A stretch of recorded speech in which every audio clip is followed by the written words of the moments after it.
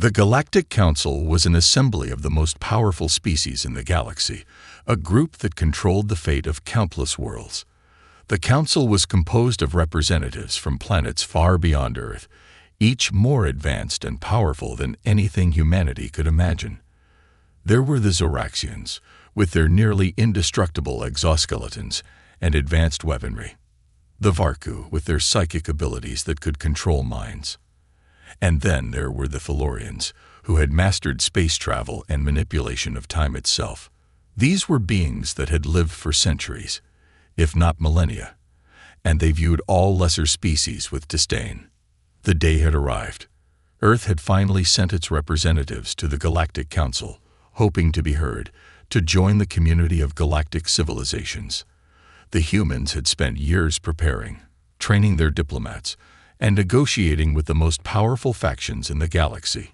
It was their moment, humanity's chance to prove that they were not a species of primitive beings, but a force to be reckoned with. But as the human diplomats entered the Grand Chamber, filled with the towering figures of alien species, their hopes quickly began to fade. The Council Hall, a vast structure floating in the heart of the galaxy, was filled with voices of laughter. It wasn't the laughter of respect or humor. It was the mocking laughter of beings who thought humans were insignificant. The human ambassadors stood tall, trying to keep their composure, but the alien representatives couldn't help but sneer. They watched as the Earth diplomats made their case, their voices filled with conviction, but the council members were far from impressed. The Zoraxian representative, his red eyes gleaming with arrogance, was the first to speak. "Humans," he said, his voice dripping with sarcasm. "You want to join the Galactic Council. You who still fight wars over resources, who live in a constant state of unrest, and who can't even travel beyond your own solar system without a struggle. Do you even understand what we've achieved?" His words echoed through the chamber, and the other council members laughed once again. A deep, mocking sound that rattled the human diplomats to their core. But the worst was yet to come. The Varku, with their long tendrils writhing in the air, spoke next. "You come here with your petty dreams of peace and unity," she said, her voice like a low hum. "You are nothing more than a child pretending to play with adults. Your technology, your culture, it's all so primitive. Your species is young, and you are not ready to sit at the table with us." She leaned forward, her eyes glowing with a cold, calculating stare. "You should go back to your little planet, where you belong." The human ambassadors tried to defend themselves, tried to argue that humanity had made great strides, that they had evolved past the mistakes of their past. But the council members weren't interested in listening. Their laughter continued, each insult more cutting than the last.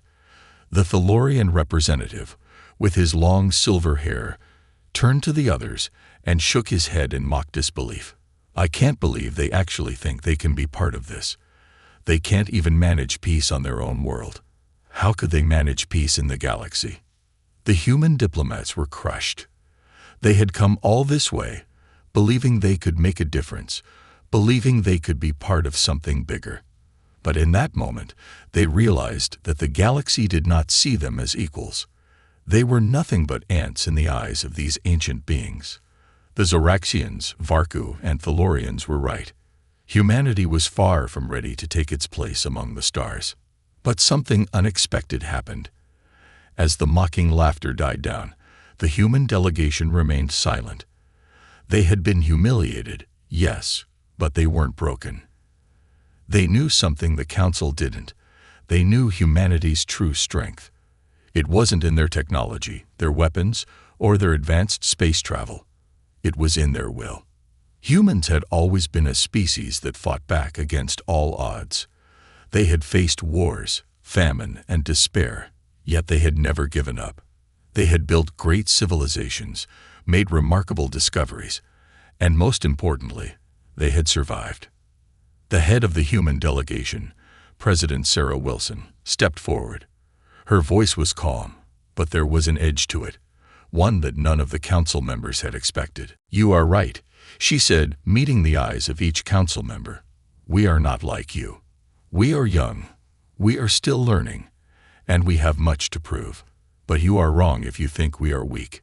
We faced challenges you couldn't even begin to understand. And if you believe we will simply return to our planet and accept your judgment, you are gravely mistaken." The room fell silent. For the first time, the council members seemed to take notice. There was something different about this human. She was not begging for approval. She wasn't apologizing for humanity's flaws. She was standing tall, confident in her people's ability to rise to the challenge. President Wilson's voice grew louder, more determined. "We will not grovel for your acceptance. Humanity will not beg for mercy. And if you think you can keep us out of the galactic community, you are about to find out just how wrong you are. You have underestimated us. You may laugh now, but the time will come when we will show you the true power of humanity." The council members exchanged uneasy glances. For the first time, they were not laughing. The humans had made their point. The Galactic Council had mocked humanity, but the seeds of something far more dangerous had been planted. And so, in that moment of silence, the future of the galaxy began to change. Humanity had been mocked, but they would not back down. They had made their decision, and the Council had no idea what they had just set into motion. The decision was made in the dead of night, when the stars above Earth were hidden behind thick clouds. The world, still reeling from the mocking laughter of the Galactic Council, watched in stunned silence as the President of Earth stood before the cameras. The eyes of billions focused on her, the weight of the galaxy's disbelief on her shoulders. As the broadcast began, President Sarah Wilson's face appeared on every screen, her expression one of calm resolve. "To all citizens of Earth and beyond," she began, her voice steady, "we have heard the voices of the Galactic Council. We have listened to their insults, their mockery, and their dismissals, and we have made a decision." The broadcast continued, but her words were not directed at her own people. They were meant for the galaxy. Humanity will no longer seek approval from those who see us as nothing more than a passing curiosity. The time for diplomacy is over. We will no longer send ambassadors to beg for a place at their table. Instead, we sever all diplomatic ties with the Galactic Council. Effective immediately, we are cutting all relations. There was a silence in the control room. No one had expected this. The Earth's diplomats, still stunned by the Council's cruel laughter just hours earlier, watched as their leader boldly declared humanity's independence. The decision was swift, decisive, and final. It was a move that could either spell disaster or mark the beginning of something far greater than anyone had anticipated. In the days that followed, the entire world reacted. Some cheered, feeling the stirrings of pride for the first time in years. Humanity had stood up. No longer would they be the punching bag for the powerful, distant races that ruled the galaxy. But others were fearful, unsure of what would come next. The Council had vast resources, powerful fleets, and technology that made Earth seem like a speck of dust in comparison. Could humanity survive without the support of the galactic community? But Earth's leaders were unwavering. A shadow had fallen over the planet, and in that shadow, a new resolve had taken root. Earth would not bow. Earth would rise. As the announcement spread across the globe, a flurry of activity began behind the scenes. Governments around the world called emergency meetings. The military, the scientists, the engineers, all were summoned to put their heads together. For the first time in history, every nation on Earth stood united, not as separate powers, but as one species facing an unknown future. The first steps taken were swift and secretive. Earth's military forces, already formidable, began to reorganize. Earth had long known the threats of the galaxy. How could they not, when every race that had laughed at them was so much more advanced? But the true power of humanity lay in their adaptability. They could learn, evolve, and surprise anyone who underestimated them. And now, with the resources of the entire planet at their disposal, they would prepare for the worst. New technologies began to emerge, ones that had been hidden away for years. Scientists worked around the clock, bringing together their most brilliant minds to develop weapons and defense systems that no one outside Earth had ever seen before. These weren't just weapons. They were a statement. The galaxy would know that humanity had the will and the intelligence to fight back. Meanwhile, Earth's diplomats returned from the failed meeting, their pride bruised but not broken. They had seen firsthand the arrogance of the Galactic Council. They had witnessed the overwhelming power of beings who believed they could control the galaxy's destiny. But they had also seen something else, something that no one in the galaxy had anticipated: humanity's resilience. They had stood in the face of ridicule and scorn, and instead of folding under the pressure, they had made a choice. They had chosen to stand alone. As the days passed, rumors began to circulate. Earth had not just severed ties with the Council. They had done something much more dangerous. They had started to build alliances with species that had been overlooked for years. There were whispers of a growing human coalition, one that included species previously ignored by the Council. It was a quiet rebellion, an undercurrent of change that was slowly gaining strength. But the most significant action was still to come. Earth's leaders knew that the next move had to be bold. No longer would they cower in the shadows of the Galactic Council's might. They would strike first, before the Council could take any retaliatory action.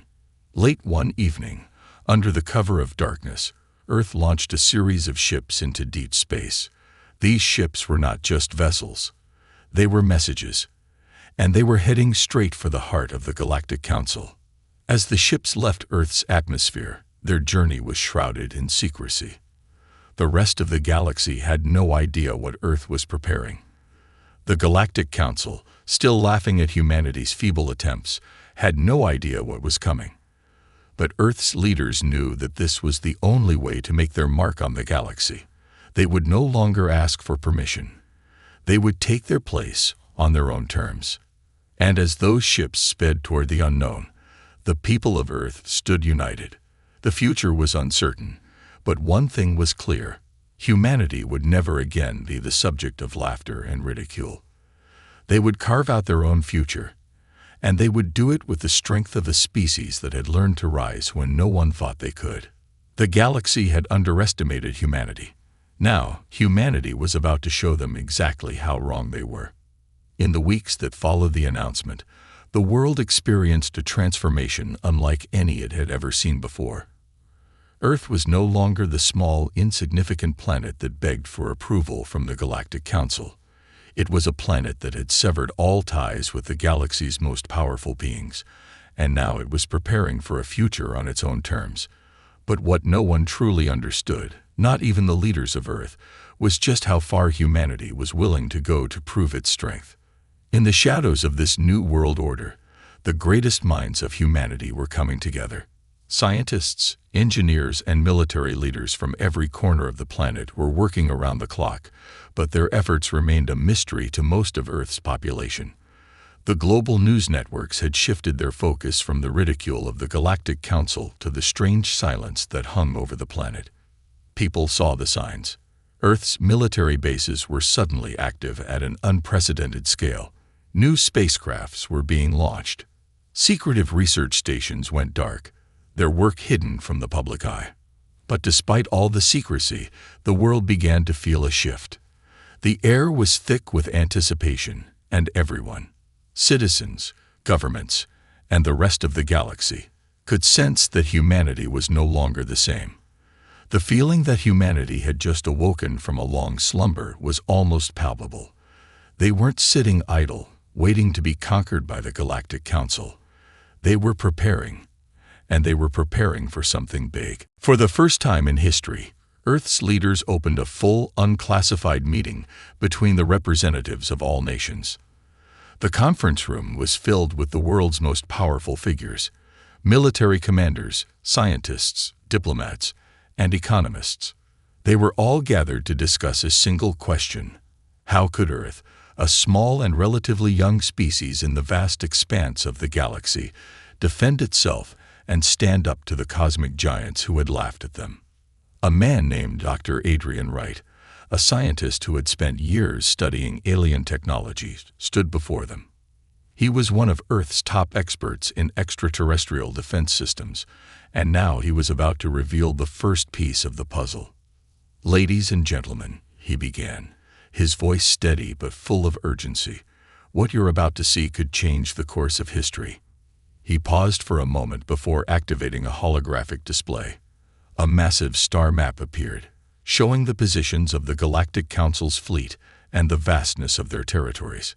Earth was a tiny dot in comparison, barely visible to the naked eye. "But we are not powerless," Dr. Wright continued.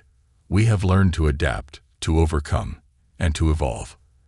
The technology we have discovered over the past few decades, hidden away in research labs and secret government projects, is the key to our survival. We've reverse-engineered alien weaponry. We've unlocked energy sources far beyond anything we've ever seen. And we've developed a weapon that can challenge even the mightiest of the Galactic Council." The room was silent. No one had expected this level of readiness, this level of resolve. The weapon Dr. Wright spoke of was not just a defense mechanism. It was a symbol of Earth's determination. The weapon could disable the most advanced technology, disrupt the hyper-advanced systems that powered the Council's fleets, and render their forces vulnerable. It was a technology that had been kept hidden, because the Council would never have allowed Earth to develop it if they knew it existed. "This," Dr. Wright said, as the holographic map shifted to show a new image, "a sleek, metallic orb, glowing with an eerie, powerful light, is the key. It will allow us to strike first, before they have a chance to retaliate." The orb was humanity's secret weapon. It was not just a weapon of destruction.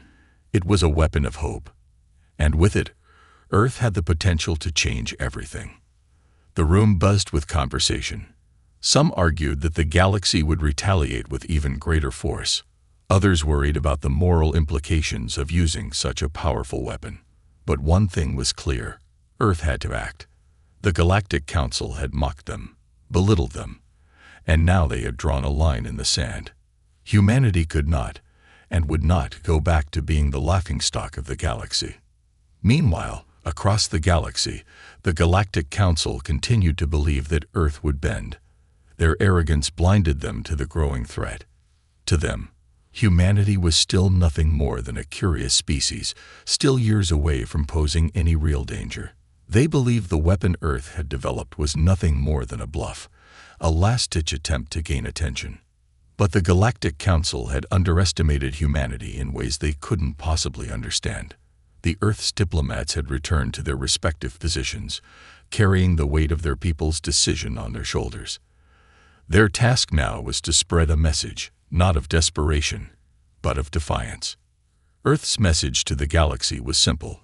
Humanity was no longer begging for a seat at the table. They would take their place on their own terms. As Earth's space programs rapidly advanced, the first of the new ships, powered by the mysterious new energy sources humanity had developed, took to the stars. These ships were unlike anything the galaxy had ever seen.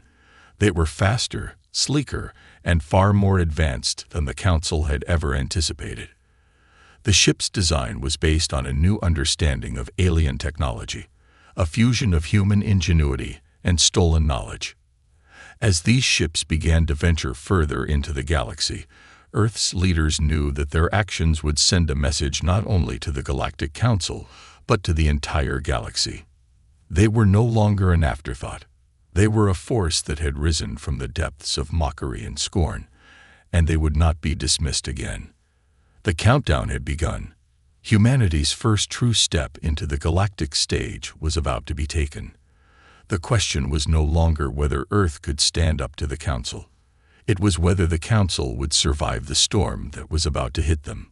And as the final preparations were made, one thing was certain: the galaxy would never see Earth the same way again. The first wave of ships left Earth's atmosphere quietly, like shadows crossing the night sky. They weren't large battleships or heavily armed war machines, not by the standards of the Galactic Council, but they were human, crafted with resourcefulness, determination, and ingenuity. The ships, sleek and built for speed, were powered by a combination of reverse-engineered alien technology and Earth's most advanced energy sources. To the untrained eye, They looked like nothing more than tiny specks in the vastness of space, but their true potential was hidden beneath the surface. Humanity's new fleet was designed for one purpose only: to deliver a message to the heart of the Galactic Council. And they would do so without waiting for permission, without hesitation, and without fear. The ships had no intention of engaging in a full-scale battle. They were too small, too fast, and too clever for that. Instead, they would show the Council just how much they had underestimated humanity's resolve. The ships traveled deep into space, away from Earth's protective atmosphere and into the unknown. The journey was risky, a test of everything humanity had learned and prepared for in secret. The fleet's commanders were composed, focused, but each one felt the weight of the mission. They weren't just fighting for Earth, they were fighting for every species that had ever been overlooked, underestimated, or dismissed by the galaxy's ancient elites. In the heart of the Galactic Council, life continued as usual. The Council members, still reveling in their mocking victory over humanity, were unaware that their arrogance was about to cost them. On the Council's homeworld, the members were engaged in a long, drawn-out debate over matters of galactic governance, unaware of the silent storm approaching. The Zoraxians, still bitter from their previous encounter with the humans, were the first to notice something strange. They had powerful scanning systems, capable of detecting even the slightest movements across vast stretches of space. At first, the readings seemed insignificant, just a few strange fluctuations in the data, nothing to worry about. But as the hours passed, the disturbances became more frequent, and the readings became clearer. There was movement, and it was coming from the direction of Earth. The Zoraxian representative, his sleek, insectoid form glowing with an eerie light, tapped his claws impatiently. "What is this? Why is Earth sending ships into our territory? And why are they so fast?"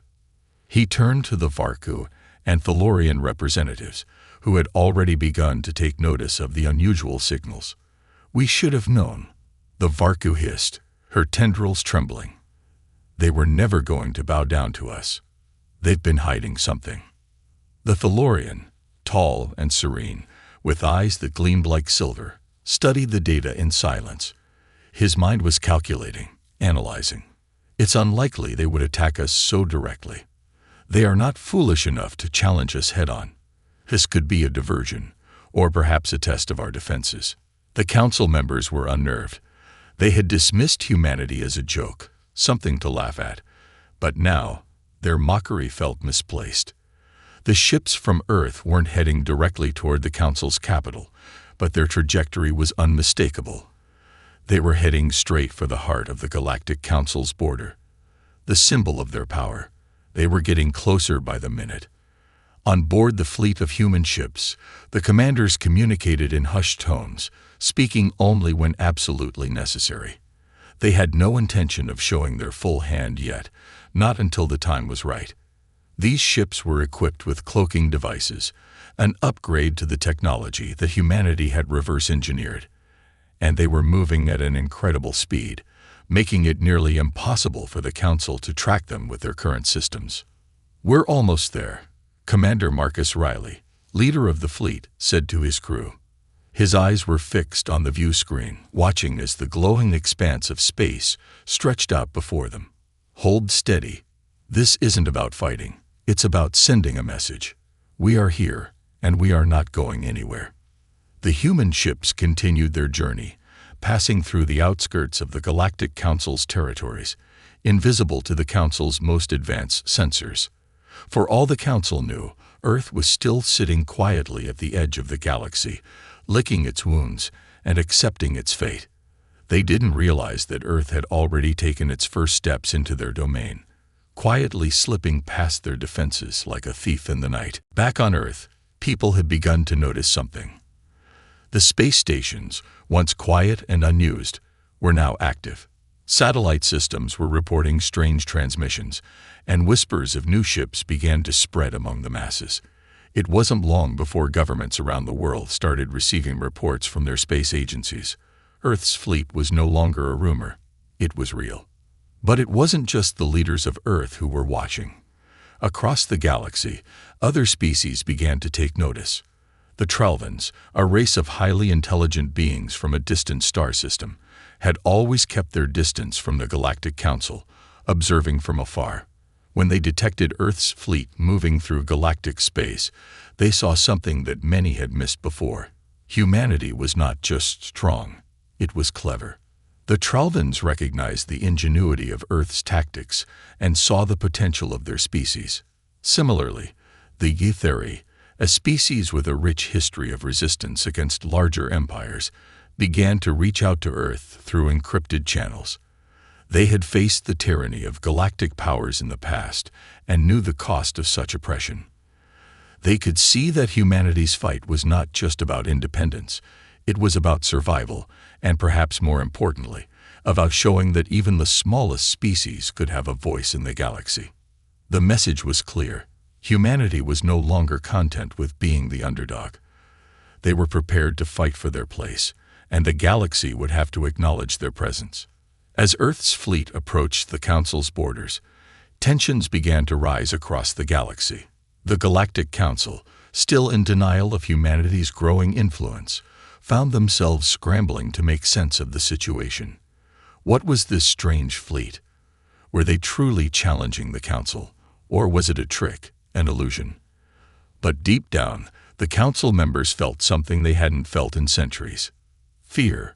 They could no longer dismiss humanity as a mere curiosity. Something had changed. The Council would have to respond, and in doing so, they would force the galaxy to confront a new, undeniable truth. Humanity had arrived. The countdown to the inevitable confrontation had begun, and Earth's message would soon echo through the galaxy for all to hear. The silence that enveloped the Galactic Council was unlike anything it had ever experienced. For millennia, the Council had operated with unquestionable authority, its influence spreading across countless worlds, shaping the fates of species with a mere flick of a hand. But now, something had shifted, something that could not be ignored. The first signs of the approaching fleet came when the Council's sensors, still struggling to detect the small, cloaked ships, began to register unusual readings.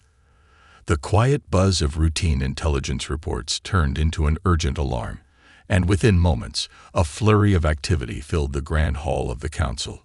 The Zoraxian representative, whose keen senses had first detected the anomaly, was the first to speak.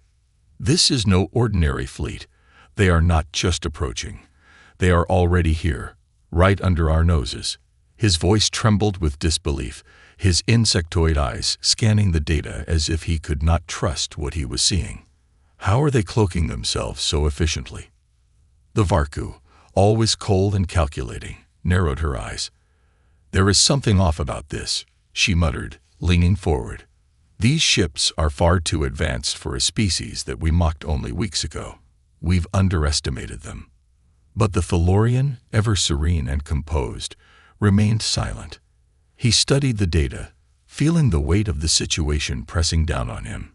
His people had been observers of galactic politics for centuries, rarely taking action, but even they knew that the rise of Earth was something to be reckoned with. "We have misjudged them," he finally spoke, his voice calm but carrying an unspoken gravity. "The humans are not weak. They are resourceful. They've learned our weaknesses, and they are using them to their advantage." Across the galaxy, word of the human fleet spread like wildfire. The Tralvans, who had quietly admired humanity's ingenuity from afar, began to mobilize their resources. The Ytheri, whose history was steeped in resistance, sent encrypted messages to Earth's leaders, offering their support. It was becoming clear that Earth was not just a nuisance to the Galactic Council. It was a growing force, and that frightened many of the galaxy's most powerful species. But the Council was not ready to concede defeat. They still held vast fleets, enormous power, and weapons that had never failed them in millennia of galactic dominance. The question now was how they would handle this unexpected uprising. Would they crush humanity beneath their heel, as they had done with so many before? Or would this be the beginning of a new era, one in which the power dynamics of the galaxy shifted forever. Meanwhile, aboard the human ships, Commander Marcus Riley stood at the helm of the lead vessel, his eyes scanning the galaxy outside the viewing window. His crew worked in focused silence, but Riley could feel the tension in the air. They were moments away from their target, the heart of the Galactic Council's border, a region heavily guarded but still vulnerable. The mission was clear: send a message to the Council. Show them that humanity was no longer the insignificant species they thought they could toy with. Prepare for Phase 2, Riley said, his voice steady, though he knew the stakes were higher than ever. This wasn't just about sending a message. It was about survival. About showing the Council that humanity could and would fight for its place in the galaxy. The ships slowed as they neared their destination. The edge of the Council's border appeared before them, a series of heavily fortified outposts and battle stations designed to keep unwanted visitors at bay. The Council had made it clear that only those deemed worthy could enter their space, but humanity had no intention of following their rules. Riley's finger hovered over the control panel. Activate the cloaking field. Engage hyperspeed jump in 5 minutes. A chorus of affirmative responses echoed through the comms, and the fleet activated their final preparations. Earth's ships had been designed not just for stealth but for agility. The cloaking field rendered them invisible to even the Council's most sophisticated detection systems, while their engines, developed using the stolen knowledge of alien technology, allowed them to move faster than anything the Council could track. Just as they were about to make the jump, a voice crackled through the comms. Commander Riley, this is Earth Command. We have intercepted a transmission from the Galactic Council. They've noticed your fleet. The Council is preparing for a countermeasure. Riley's eyes narrowed, his pulse quickening. The Council was mobilizing its response faster than anticipated. He wasn't surprised. The Council had never been known for their patience. They would not let this challenge go unanswered. But Riley remained calm. We won't stop, he said, his voice resolute. We knew this wouldn't be easy. The time for playing nice is over.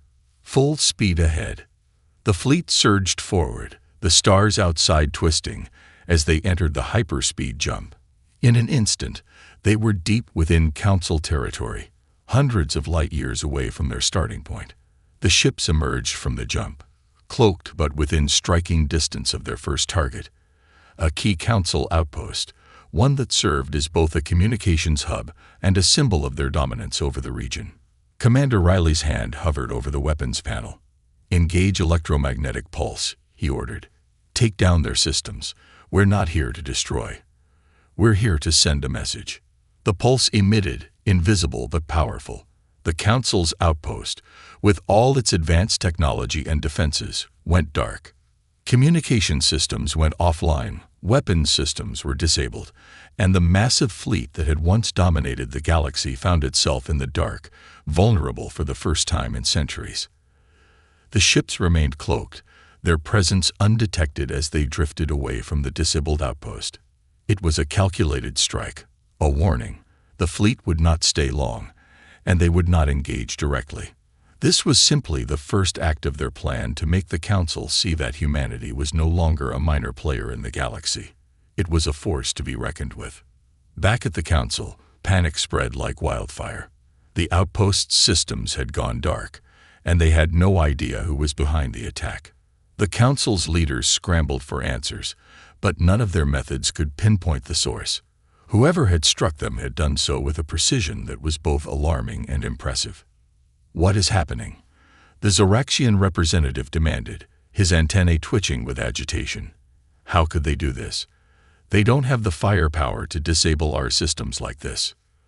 The Thalorian remained silent for a moment, his mind calculating the possibilities. It appears we have severely underestimated humanity. This was no simple act of defiance.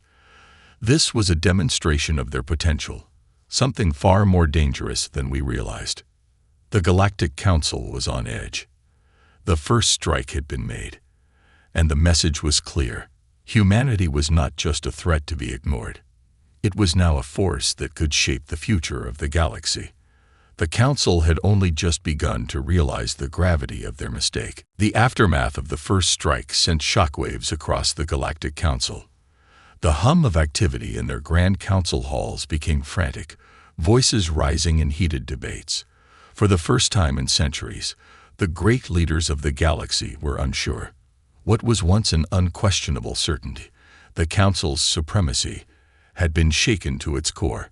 A species once mocked had demonstrated a power far beyond what anyone could have predicted. The Council's first reaction was one of disbelief. How had humanity managed to strike so effectively without provoking an all-out war? How had their fleet bypassed the most advanced defenses in the galaxy without being detected? It was a mystery that gnawed at their collective minds, a puzzle they couldn't quite solve. And that uncertainty bred fear. The Zoraxian representative was the first to propose retaliation. We cannot allow this insolence to go unanswered. They have dared to challenge us, and we must show them the cost of their arrogance. The Varku, ever the pragmatist, disagreed. We do not know who is behind this attack, or how they were able to disable our systems. We cannot act recklessly. If this is just a demonstration, there may be more to come. We need more information before we escalate. The Thalorian, usually calm in the face of the Council's many crises, remained quiet, his silver eyes distant as he considered the situation. He had always been a voice of reason in the Council, but even he understood that the attack wasn't just an isolated incident. Earth had proven itself to be capable of far more than anyone had imagined. This was no longer just a matter of pride. It was a matter of survival. The humans are not our enemies, the Thalorian spoke, breaking the tense silence. At least they do not have to be. We must understand them, their capabilities and their intentions. If we continue to treat them as lesser beings, we will push them into a war they may be prepared for. His words carried weight, but they were met with skepticism. The Council had always been one to view other species with disdain, believing that their power made them untouchable. Humanity's actions had upended that belief, and the notion of negotiating with such a young species felt impossible to many. Meanwhile, far from the halls of the Council, Earth's fleet continued its quiet but relentless advance.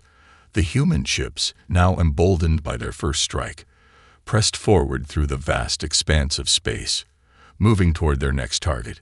This wasn't just about showing the Council their power anymore. It was about taking control of their destiny. Commander Riley knew the risk they were taking. The Council would not remain passive forever. They would retaliate, but humanity's hope was that their continued presence, their continued strikes, would force the Council to listen. "We need to stay one step ahead," Riley told his crew as they moved closer to their next target, an even more critical hub of Council power. "They'll come for us. That's inevitable. But the more we show them that we're not backing down, the more we force them to reckon with us. Earth will not be ignored." But Riley also knew that the Council's next move would be different. They wouldn't send a few ships or use minor countermeasures. They would send everything they had. And humanity had to be ready. Every ship, every weapon, every piece of technology they had worked so hard to develop would be tested in the coming days. Back on Earth, the news was both celebratory and sobering. People had watched in awe as their fleet took its first steps into the galaxy, striking a powerful blow against the Council. But as the weeks passed, the reality of the situation set in.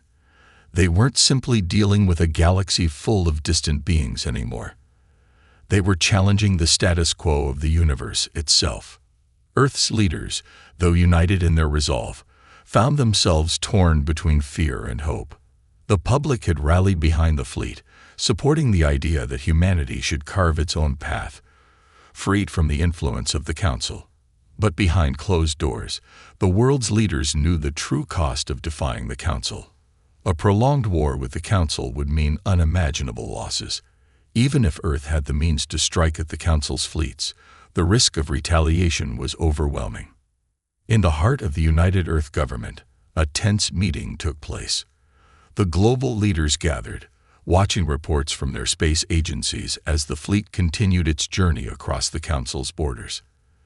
The attack on the Council's communications hub had sent a message, but the question now was whether humanity had the strength to follow through. "We cannot afford to be reckless," said President Laura Delgado, her voice steady but full of concern.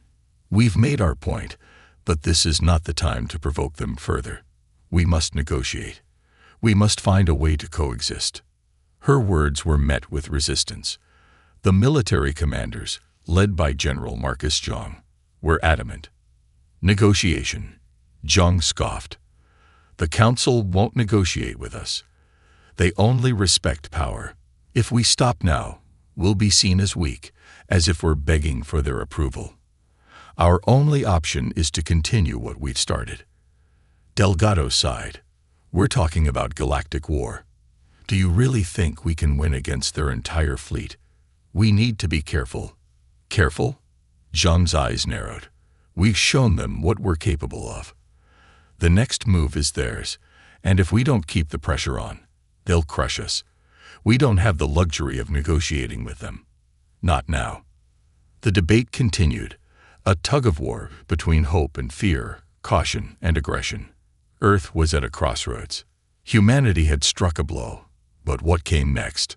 Should they press forward and risk everything, or should they try to find a way to avoid the inevitable conflict that loomed on the horizon? Back in space, the fleet received troubling news. The Council had mobilized. A massive armada, unlike anything humanity had faced, was now on its way toward Earth's fleet. The Council was responding, not with words, but with force. "We've pushed them too far," Riley muttered as the reports came in. "It's time. We don't have a choice now." As the human ships prepared for battle, they knew that the stakes were higher than ever. This would not just be a fight for survival. This would be the defining moment in humanity's place in the galaxy. It was a moment where they would either rise to the challenge or be crushed under the weight of their ambition. And so, as the vast Council armada moved ever closer, the battle for Earth's future was about to begin. But even in the face of overwhelming odds, one thing was certain: humanity had no intention of backing down. The galaxy would either learn to respect them, or it would witness the fight of a lifetime.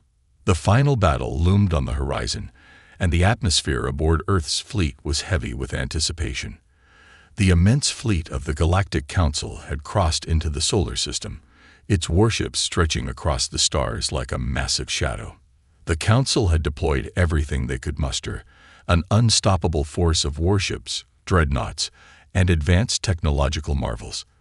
This was no longer a mere show of strength, it was a full-scale invasion. The humans had dared to defy the Council, and now they would pay the price. But the human fleet, though smaller, was prepared. The technology they had gained, though still young, had been honed through years of relentless development and determination. Earth's ships were equipped with stealth systems that could evade even the most advanced detection methods, energy shields that could absorb devastating blows, and weapons that, while untested on such a grand scale, had already proven themselves to be deadly. Commander Riley stood on the bridge of the lead ship, his eyes fixed on the giant holographic display in front of him. The Council's fleet was closing in, but they were still a few hours away. Time was running out, and he knew that this was their only chance to send a message that would be heard across the galaxy. Humanity had no intention of becoming a footnote in the history books of the Galactic Council. "Status report," Riley called, his voice calm but with an edge of urgency. "Shield systems are operational, Commander," Lieutenant Park replied, her hands flying across the console. "Weapons are primed. We're ready for engagement." Riley nodded. "Good. All ships, hold position. We're not initiating the attack until they're within range. We need to make every shot count." His mind raced as he prepared for what would be the most critical moment in human history. The battle for survival was not just about winning. It was about ensuring humanity's place in the galaxy, ensuring they would never again be looked down upon or ignored. They had to show the Council that they were not just a species to be crushed underfoot, but a force to be reckoned with. Elsewhere in the fleet, the crew members were preparing for battle in their own ways. Some were checking weapons systems, others were calibrating navigation tools, while a few stood by in quiet contemplation. Every single person aboard those ships knew what was at stake. Some had families back home on Earth, others had friends in distant colonies. All of them shared the same goal: survival. Riley turned to his second-in-command, Lieutenant Ava Ford, who had been by his side through every difficult decision they had made. She looked at him, her expression hard but determined. She was one of the few who had seen the entire journey, from the first clandestine mission to gather alien technology to the moment they had finally made their mark on the Galactic Council. "You know what to do," Riley said, his voice steady. "If things go south, you take command. I don't want to lose this fleet, but I won't let Earth go down without a fight." Ford nodded, her lips pressed into a thin line. "Understood, Commander." As the time to engage drew closer, the tension in the fleet was palpable. Even the most experienced officers couldn't help but feel a surge of fear. The Council was vast. It had more ships, more firepower, and more resources than Earth could ever hope to match. Yet, humanity's greatest strength wasn't in its numbers or technology. It was in their resilience, their refusal to accept defeat. The Council had underestimated them before, and now they would pay for it. In the vastness of space, the first salvo came unexpectedly. A burst of energy hit one of the smaller scout ships at the edge of the fleet's formation. The ship's shields flared, then flickered out, and the vessel was torn apart in a brief fiery explosion. The Council had fired first, unwilling to risk being caught off guard. "Return fire." Riley barked, and the orders rippled across the fleet like a wave. Weapons systems powered up, and the first shots of the battle were unleashed. The space around Earth's fleet became a kaleidoscope of colors as the ships exchanged fire. The Council's ships unleashed devastating beams of energy that cut through the darkness, striking with precision and power. But humanity's ships, though smaller and fewer in number, fought back fiercely. Their weapons were quick and accurate, and their stealth systems made them difficult targets. Each shot that connected with a Council ship was a victory, no matter how small. Riley watched as the first of the Council's dreadnoughts took a direct hit, its shields buckling before the energy beams cracked through its hull. The massive ship rocked violently, and for a moment, it seemed as if it might break apart entirely. But the dreadnought, though damaged, fought back with fury, its counterfire aimed directly at Earth's lead ship. The shield's energy began to waver as the first heavy barrage hit, but it held, protecting the vessel long enough for the counter-strike to land. Riley's fingers danced across the controls as he fired another volley, taking out the dreadnought's forward cannon. The battle raged on, with every ship in the fleet engaging in a dance of life and death. But as the battle wore on, something unexpected happened. The Council's fleet, though overwhelmingly powerful, began to falter. Their coordination, once flawless, became disjointed. Ships that should have been defending their comrades found themselves out of position, and the gap between Earth's fleet and the Council's might began to widen. Commander Riley could feel it. This wasn't just a victory in the making. It was proof of humanity's strength. The Council had never faced an enemy like them. Earth's people, though outnumbered, had turned the tide with sheer determination and grit. Then, just as the battle reached its climax, something extraordinary occurred. A massive wave of energy rippled through space. It was as if the very fabric of the universe itself had been disturbed. The Council's fleet suddenly stopped firing. The ships froze in place, their weapons deactivated. The commanders aboard their ships, stunned and confused, had no idea what had happened. Riley's heart raced as he watched the moment unfold. "What is this? Did we do this?" "No," Lieutenant Ford said, her voice low with awe. "Look!" On the view screen, a massive alien structure appeared, far beyond anything humanity had ever seen. It was a colossal ship, its design unlike anything from the Council's arsenal.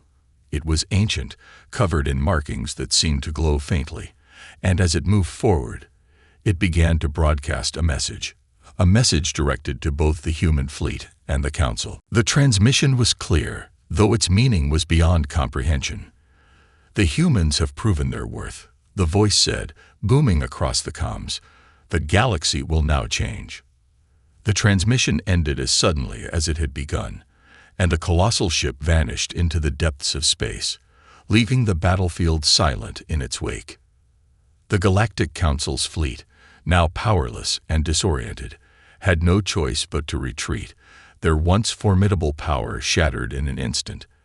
And as the human fleet gathered, victorious against all odds, they knew that the battle had only just begun. But it had proven one irrefutable truth: humanity would no longer be underestimated.